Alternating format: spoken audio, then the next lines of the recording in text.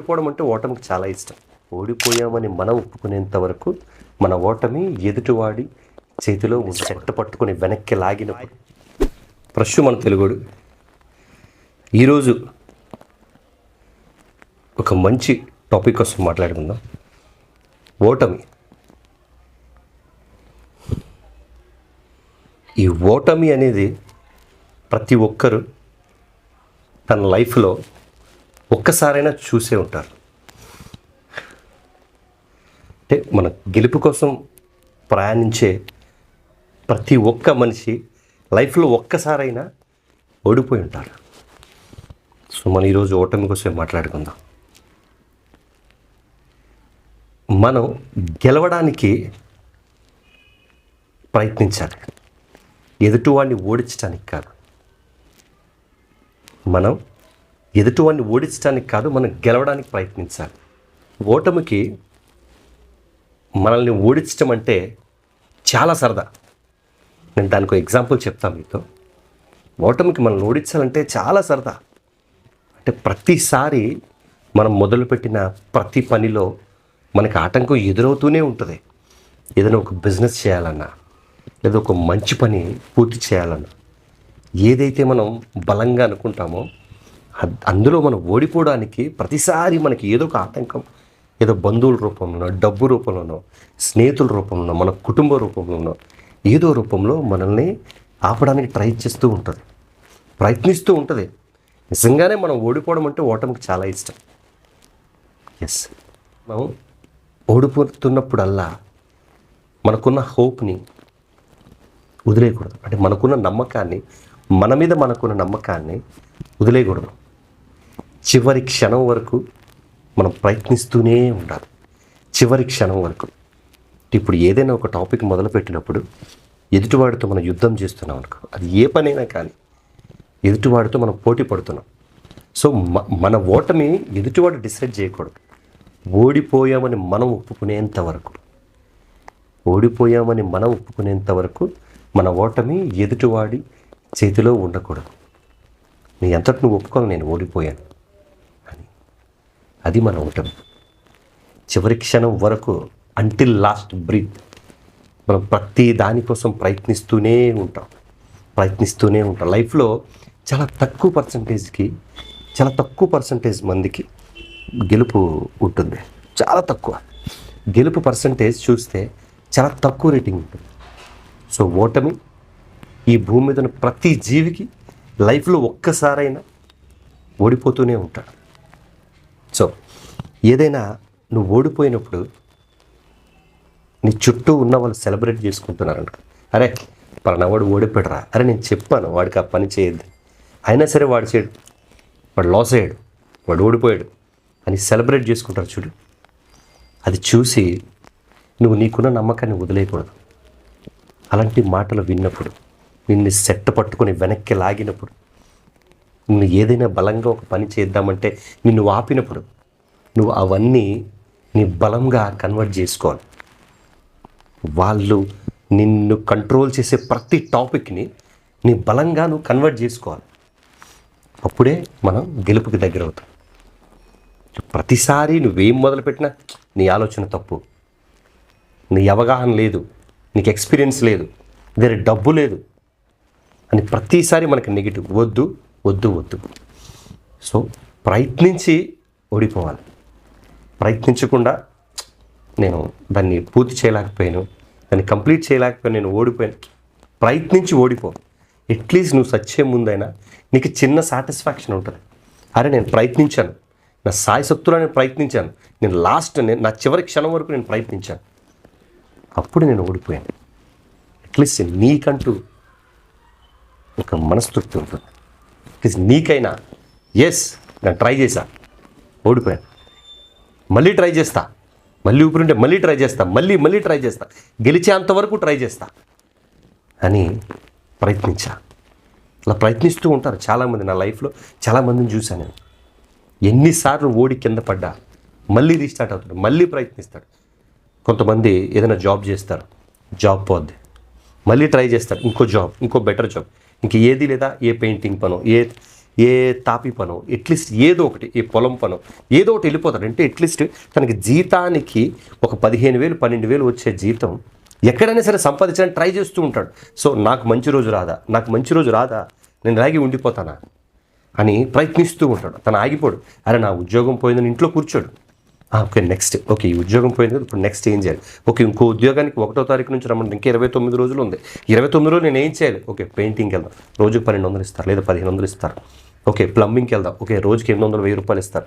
So అలాగా update అవుతూ ఎదురు మనకి విజయానికి దగ్గరగా ఉన్నప్పుడు ఆ మధ్యలో ఉన్న ఆ రోజులు ఉంటాయి చూడు, చాలా హార్డ్గా ఉంటాయి.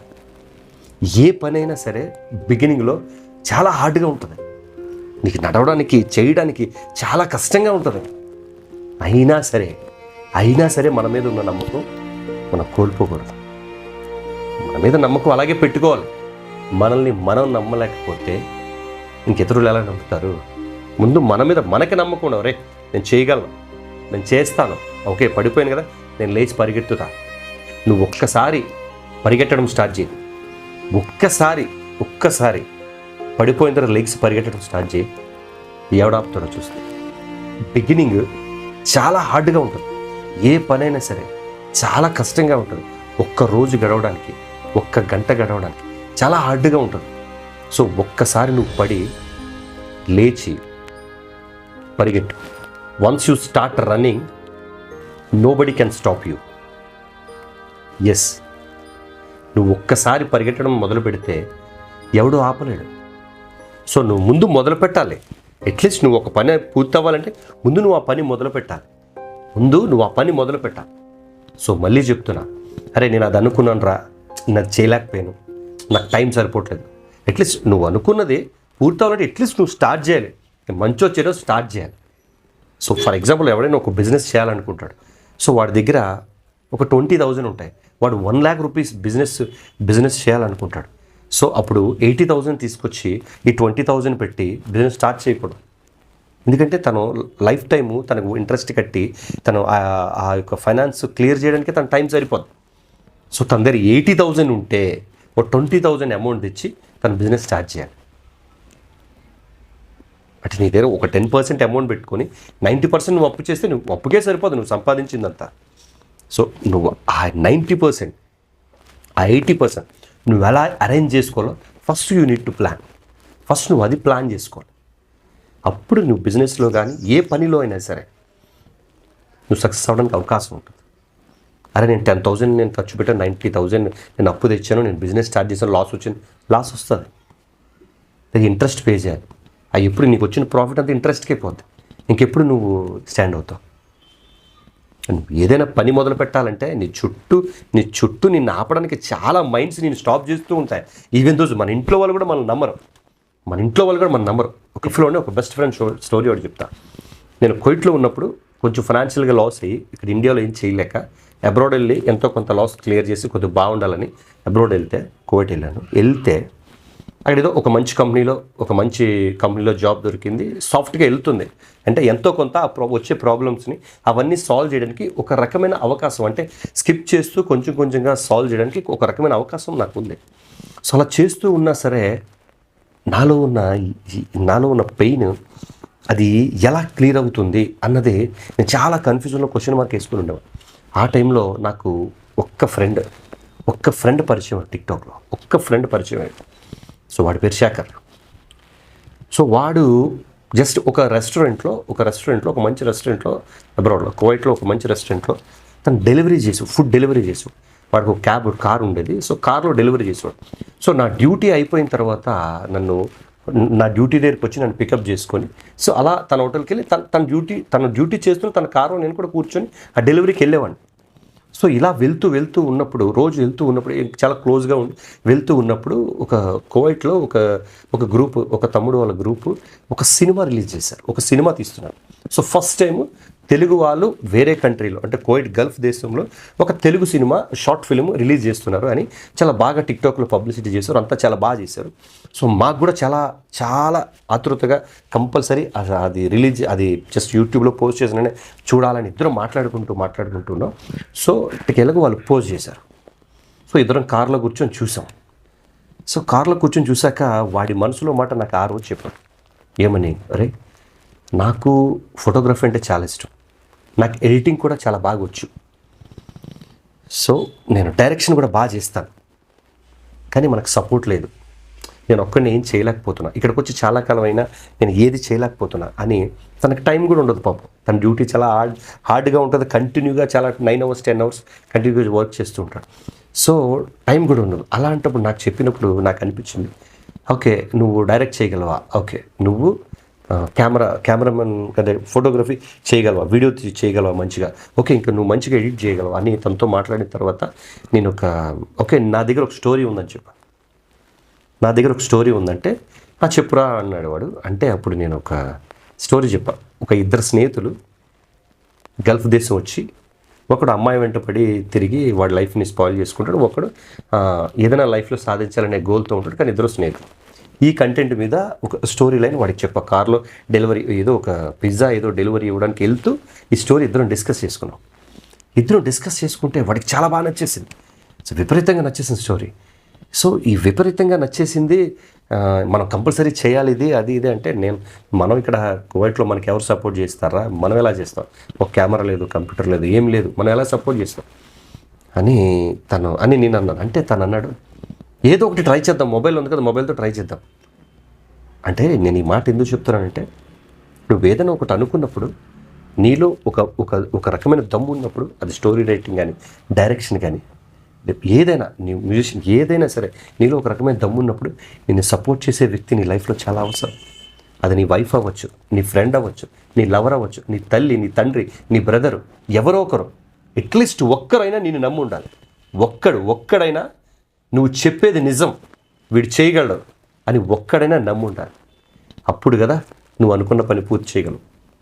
సో వాడు ఆ రోజు అన్నప్పుడు వాడికి స్టోరీ బాగా నచ్చి ఏ టైటిల్ పెడదాం అని ఇద్దరు డిస్కస్ చేసుకుంటే, నాకు అంటే మనం ప్రతిసారి ఉదయం లేచిన దగ్గర నుంచి పడుకునేంత వరకు మనం ప్రతి విషయానికి యుద్ధమే చేస్తాం, లైక్ ఫైట్. అంటే యుద్ధం అంటే ఏదో కత్తులు కటార్లు పట్టుకుని కాదు. సో ఏదైనా మనం యుద్ధమే చేయాలి కదా, జీవితం కోసం చేసే యుద్ధం, అది ఇంగ్లీష్లో ఫైట్ ఫర్ లైఫ్ అని అనుకొని జస్ట్ నేను ఒక మాట చెప్తే వాడికి చాలా బాగా నచ్చేసింది.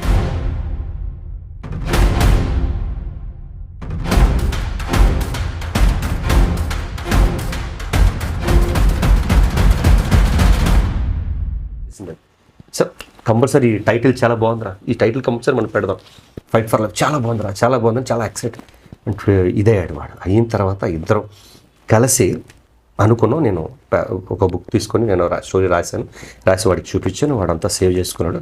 రెడీ స్టార్ట్ చేద్దామంటే మా దగ్గర వాడి దగ్గర A71 శాంసంగ్ ఫోన్ తప్ప ఏం లేదు. నా ఫోన్ అయితే ఏదో మోటరోలా ఏదో వాడే ఉన్నప్పుడు చాలా తక్కువ, అది ఫోటో కూడా సరిగా రాదు.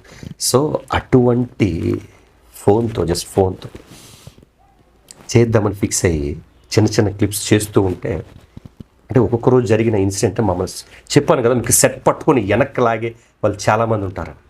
సో దానికోసం చెప్తాను. సో తన డ్యూటీ దగ్గర నేను ఉంటే, సో తను ఏదైనా చేసిన క్లిప్స్ ఎడిట్ చేయడం ఇవన్నీ చూస్తే డ్యూటీలో తనని తిట్టడం, చుట్టూ ఫ్రెండ్స్ తనను చూసి హేళన చేయడం, నవ్వడం ఇవన్నీ చేస్తున్నాడు. వాడు చెప్పకుండా నాకు ఒకసారి చెప్పేవాడు, కొంచెం అందరూ తక్కువగా చూస్తున్నారా, అందరూ ఇబ్బంది పెడుతున్నారు, నాకేమో ఇది చేయాలని చాలా ఆశగా ఉంది, సో లైఫ్లో ఏదో ఒకటి చేయాలి కదా, ఈ ఉద్యోగమేనా ఇప్పుడు అని చాలా బాధపడేవాడు. అలాంటిది వాడు ఒకసారి ఆడ ఆఫీస్ బయట ఉన్నాను. సో కారు లోపలికి వెళ్ళి పార్సిల్ ఇచ్చేసి వచ్చాడు. డ్యూటీ అయిపోయిన తర్వాత బీచ్, అక్కడ కోయిట్లో చాలా మంచి బీచ్ ఉంటుంది, ఆడ ఆఫీస్ వెనకాల బీచ్ ఉంటుంది. ఆ బీచ్లో మీరు ఆ సినిమా చూస్తుంటే మీకు ఐడియా వస్తుంది. ఆ బీచ్లో ఒక చిన్న ఫైట్ క్లిప్ తీయాలి. సో మాకు అది ఫోన్ తప్ప ఏం లేదు, అట్లీస్ట్ ఇద్దరమే ఉన్నాం, మాకెవరు కెమెరా పట్టుకొని తీసేవాళ్ళు కూడా. వాడు షూట్ చేస్తే నేను యాక్ట్ చేయాలి, నేను యాక్ట్ చేస్తే వాడు షూట్ చేయాలి, అలాగే చేయాలి. నాది అలా ఎక్కడైనా మేమిద్దరం ఒకే సీన్లో ఉండాలంటే ఏదైనా రాయికి పెట్టి, ఏదైనా చిన్న కర్రకి ఇలా కట్టి, అది ఇలా ఫోన్ ఇలాగా తాడుతో కట్టి షూట్ చేసేవాళ్ళు. అలా నిజంగానే అలాగే చేసాం, నిజంగా. సో ఇలాగా కర్ర పట్టుకొని, ఆ ఫోన్ పట్టుకొని, ఒక షర్ట్ ఇలా భుజం మీద వేసుకొని వెళ్తుంటే, నేను జస్ట్ కార్ అక్కడ పార్క్ చేసి బీచ్లోకి వెళ్తుంటే, వాడితో పాటు పనిచేసే వాళ్ళందరూ అక్కడ నుంచొని నిజంగా మాకు వినిపించినట్టే నవ్వారు. అంటే ఒక అతను అయితే, మీకు పని పాట లేదా, ఏం చేస్తున్నారు, ఎక్కడికి వచ్చి ఏం చేస్తున్నారు, చాలా హేళనగా అన్నాడు అతను. సో అయినా పట్టించుకోలేదు. నా మనసుకి చాలా బాధేసింది. వాడికి చాలా కోపం వచ్చింది. సో అయినా వెళ్ళాం, మా షూట్ చేసుకున్నాం, అంతా అయింది. ఎలాగో కింద మీద పడి సో సినిమా పూర్తి చేసాం. వాడు ఎడిట్ చేస్తానన్నాడు. ఒక్క రాత్రిలో మొత్తం ఆ 20 నిమిషాలు దాటి సినిమా మొత్తం ఎడిట్ చేసాడు వాడు. అంటే అంత ఇంట్రెస్ట్ వాడికి, నిద్ర కూడా పోకుండా పూర్తిగా ఎడిట్ చేశాడు. ఫస్ట్ క్లాస్గా చేశాడు ఎడిట్. ఒరే బావా ఎడిట్ అయిపోయిందిరా, రేపు పోస్ట్ చేద్దాం అంటే టిక్టాక్లో చిన్న చిన్నగా అది పబ్లిసిటీ చేసి పోస్ట్ చేశాం.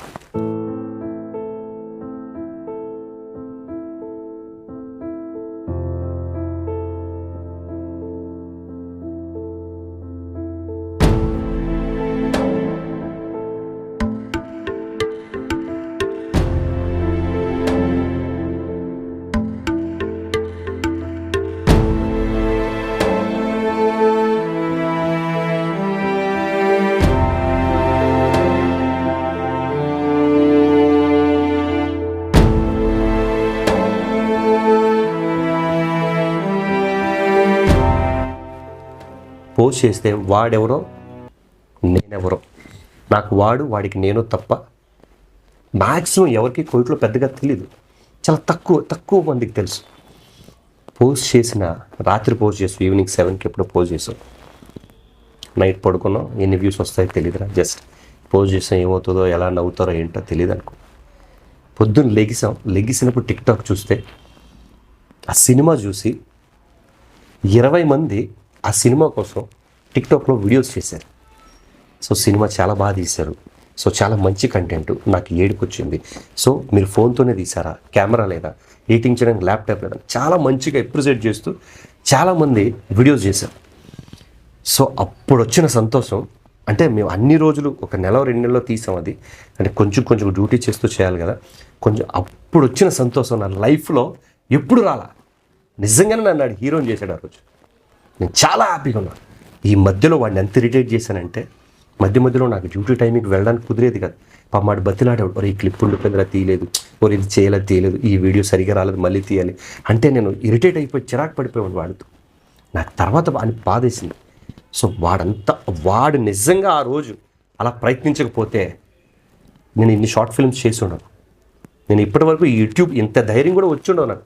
ఆ రోజు నాకు వాడు చేసిన సపోర్ట్కి ఈరోజు నేను ఇక్కడ ఇలా మీతో మాట్లాడగలుగుతున్నాను. అట్లీస్ట్ ఒక యూట్యూబర్గా కానీ ఉన్నా. నిజంగా నాలో ఉన్న ధైర్యం కానీ నాలో ఉన్న దమ్ము కానీ నేను అసలు గుర్తించలే ఆ రోజు. తర్వాత ఒక 5-6 సినిమాలకి షార్ట్ ఫిల్మ్స్ నేను స్టోరీస్ రాశాను, చిన్న క్యారెక్టర్స్ చేశాను. అన్నీ నా ఛానల్లో ఉండవు, కానీ దానికి సంబంధించిన ట్రైలర్స్ లింక్స్ అయితే నా ఛానల్లోనే ఉంటాయి. మీకు ఒకవేళ ఖాళీ ఉంటే మీరు చూడండి. ఇది మాత్రం ఈ ఫైట్ ఫర్ లైఫ్ అనే సినిమా మాత్రం నా లైఫ్లో ఫస్ట్ షార్ట్ ఫిల్మ్ వాడికి నాకు. సరే కుదిరితే చూడండి, నేను పోస్ట్ చేయడానికి నేను ట్రై చేస్తా. నిజంగా మమ్మల్ని ఆ రోజు వాడి హోటల్ బయట ఒక అతను నవ్విన వ్యక్తి, ఎవడైతే మీకు పని పాటు లేదా అన్న వ్యక్తి, తను ఆ రోజు తమ్ముడు చాలా బాగా చేశారు, వెంటనే నన్ను తమ్ముడు చాలా బాగా చేశారు, తమ్ముడు చాలా బాగా చేశారు తమ్ముడు అని చాలా మంచిగా హగ్ చేసుకొని కలిసి ఫోటో దిగి మా అమ్మగారికి పంపాను తమ్ముడు ఈ వీడియో అన్నాడు. తర్వాత వాళ్ళ అమ్మగారు కూడా ఫోన్ చేసి మాట్లాడారు నాతో. సో నాకు ఆ రోజు వచ్చిన సంతోషం నాకు ఎప్పుడు రాలా, అంత సంతోషం వేసింది. సో అంటే గెలుపు యొక్క రుచి అలా ఉంటుంది. నువ్వు గెలిచినంత వరకు నిన్నెవ్వడు నమ్మడు, నీ ఇంట్లో వాడు కూడా నిన్ను నమ్మడు. నువ్వు ఎవడైతే నిన్ను సపోర్ట్ చేస్తాడో, ఎవడైతే నీ వెన్నంటే నిన్ను ప్రోత్సహిస్తాడో వాడికి మాత్రమే తెలుస్తుంది నువ్వు గెలుస్తావు. సో బ్రదర్, గెలుపు అనేది చాలా టేస్టీగా, చాలా రుచిగా ఉంటుంది. సో నువ్వు ఎవరెవరి దగ్గర అయితే నువ్వు నిరుత్సాహపడి పడిపోయావో, ఎవరైతే నిన్ను చులకన చేసి మాట్లాడేశారో, ఎవరైతే నీ చొక్కా పట్టుకొని బయటికి లాక్కెళ్ళారో, ఎవడైతే నిన్ను కింద పడేసి తన్నాడో, వాడి ముందు నువ్వు రాజులాగా మేసం తిప్పుతావు చూడు, అది గెలుపు. నువ్వు గెలిచినప్పుడు ఏడుస్తారు చూడు, వాళ్ళు ఏడవని, వాళ్ళు ఎంత ఏడిస్తే నువ్వు అంత ఎత్తుకెళ్తావు. అరే వాళ్ళు ఏడుస్తున్నారా బాబా, ఆ గోలంతా ఏం కాదు, ఏమీ కాదు. నువ్వు ప్రయత్నించు. నీకు ఆటంకం లైఫ్ జీవితం అంటేనే యుద్ధం. నేను అదే ఫైట్ ఫర్ లైఫ్.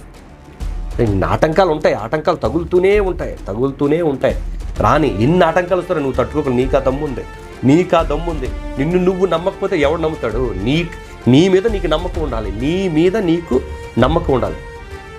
నువ్వు గెలుస్తావు, తప్పకుండా గెలుస్తావు. నీ అంతటి నువ్వు ఓడిపోయిన ఒప్పుకునేంత వరకు నువ్వు ఓడనట్టే. చివరి క్షణం వరకు ప్రయత్నిద్దాం. ఇట్లా ఎంతోమంది ఆ జాబ్ పోయిందా పోనీ, బిజినెస్లో లాస్ అవ్వని, మళ్ళీ చేద్దాం, మళ్ళీ చేద్దాం. కానీ ఏం చేసినా కొంతవరకు ఆలోచించి మొదలుపెట్టండి. నిజంగా అంటే జాబ్స్ కోసం నాకు ఎందుకో ఈ మధ్య జరుగుతున్న ఈ సిచ్యువేషన్స్ అన్నీ చూస్తే జాబ్ మీద ఎక్కువ డిపెండ్ అయితే ఫ్యూచర్లో ఎలా ఉంటుందో నాకు కొంచెం ఇబ్బంది ఉంది. ఒకసారి అందరూ ఆలోచించండి దానికోసం. ఎందుకంటే ఇప్పుడు సాఫ్ట్వేర్ ఇంజనీర్లు అందరికీ ఏఐ వచ్చింది ఏదో అంటున్నారు. సో ఏఐ ఒక 10 మంది సాఫ్ట్వేర్ ఇంజనీర్లు చేసే పని ఏఐ ఏఐ టూల్స్ ఒకటే చేస్తుందని అంటున్నారు. నాకు దానికోసం పెద్దగా అవగాహన లేదు. సో కానీ అంటే ప్రతి మనకున్న ఇంట్లో ప్రతి ఇంట్లో వాడు సాఫ్ట్వేర్ ఇంజనీర్ చాలా గొప్పగా చెప్తారు. అమెరికాలో పనిచేస్తాడు, లండన్లో పనిచేస్తాడు, వాడు పెద్ద సాఫ్ట్వేర్ ఇంజనీర్ అంటూ ఉంటారు. సో ఇప్పుడు అలాంటి జాబులే కొంచెం ఇబ్బంది పడతాయి కొంతమంది ఫ్యూచర్లో అని అంటున్నారు. సో కాబట్టి ప్రతి ఒక్కరూ మీరు చేసే జాబ్తో పాటు ఏదైనా ఒక ప్రైవేట్ ఇన్కమ్, ఏదైనా ఒక చిన్న బిజినెస్ లాంటిది కానీ, ఏదైనా చిన్నగా ఇన్వెస్ట్మెంట్ అంటే మీ ప్రమేయం లేకుండానే ఎంతో కొంత ఎక్కువ మార్జిన్ కాకుండా తక్కువగా సెక్యూర్గా ఉండేది ఏదైనా చిన్నగా సపరేట్గా బిజినెస్ లాంటిది కంపల్సరీ ప్రతి ఒక్కరూ ప్రయత్నించండి. నేను కూడా ట్రై చేస్తున్నా. ప్రతి ఒక్కరూ జాబ్ మీదే డిపెండ్ అయిపోద్దు. జాబులు ఎన్ని రోజులు ఉంటాయి, ఎప్పుడు పోతాయో తెలియదు. సో తప్పకుండా మీకు అవకాశం ఉన్నప్పుడే ఏదైనా చిన్న బిజినెస్ స్టార్ట్ చేయండి. మీకు ఉన్నంతలోనే, మీకు లేకుండా అప్పులు చేసి కాదు, మీకు ఉన్నంతలోనే. నేను ఆల్రెడీ ఇందాకలో ఒక థీమ్ చెప్పాను. ₹1,00,000 బిజినెస్ కావాల్సి వస్తే మీ దగ్గర 20,000 బిజినెస్ స్టార్ట్ చేయకండి. మీ దగ్గర 80,000, 70,000, 80,000 ఉంటే ఆ 30,000, 20,000 అప్పు తెచ్చి బిజినెస్ స్టార్ట్ చేయండి. సో ఇది బ్రదర్, గెలవటం ప్రతి మనిషికి అవసరం. గెలిచే వరకు పోరాడదాం, గెలుద్దాం. ప్రయత్నించి ఓడిపోదాం. సోమరిపోతులాగా అలాగే కూర్చొని అరే నేను పడిపోయాను రా, అరే నాకు దెబ్బ తగిలింది, అరే నా వల్ల కావట్లేదు అని ఆగిపోద్దు. చివరి క్షణం వరకు పోరాడదాం. నాకు కుదిరితే నేను మీకు చెప్పాను కదా, ఈ షార్ట్ ఫిలింలో నా స్నేహితుడు నాకు సపోర్ట్ చేశాడు. వాడి వల్లే నేను ఈరోజు యూట్యూబ్లో ఇలా మీ ముందుకు వచ్చి మాట్లాడగలుగుతున్నాను. వాడిచ్చిన ధైర్యం అని చెప్పాను కదా. ఆ క్లిప్స్ ఏదైనా ఉంటే నేను ఈ ఎడిటింగ్ మధ్యలోనే పెట్టడానికి చూస్తా. మేబీ ఇప్పుడు నేను చెప్పేదానికంటే ముందే ఉంటే ఉండొచ్చు. అంటే ఆ క్లిప్స్ ఎవరు మమ్మల్ని సపోర్ట్ చేస్తూ టిక్టాక్లో చేసిన వీడియోస్ నాకు దొరికితే, అంటే చాలా కాలం అయిపోయింది. సో అవి వెతకాలి, గూగుల్లో వెతికి నేను డౌన్లోడ్ చేసి నేను మీకు ఇందులో నేను ఎడిట్ చేస్తా. సో ఏదైనా అవకాశం ఉంటే తప్పకుండా, ఎవడైనా నీ స్నేహితుడు ఏదైనా పలానా పని చేద్దామంటే డిస్కరేజ్ అయితే చేయకండి. సో వాడిలో దమ్ము వాడికే తెలుస్తుంది. సో కాబట్టి డిస్కరేజ్ అయితే చేయకండి. మీరు ఎంకరేజ్ చేయకపోయినా పర్లేదు, మీరు డిస్కరేజ్ అయితే చేయకండి. సో దయచేసి ఎవరిలో ఎంత దమ్ము ఉందో వాడికే తెలుస్తుంది. సో ఇలాంటి మంచి విషయాల్లో మళ్ళీ మనకి లైఫ్లో ఉపయోగపడే టాపిక్స్ మీద మళ్ళీ కలుద్దాం. అండ్ మీకు నేను ఎటువంటి వీడియోస్ చేస్తే మీకు నచ్చుతుందో కుదిరితే కామెంట్ చేయండి, లైక్ చేయండి, షేర్ చేయండి. ప్రస్తుతం మన తెలుగుడు. జై హింద్.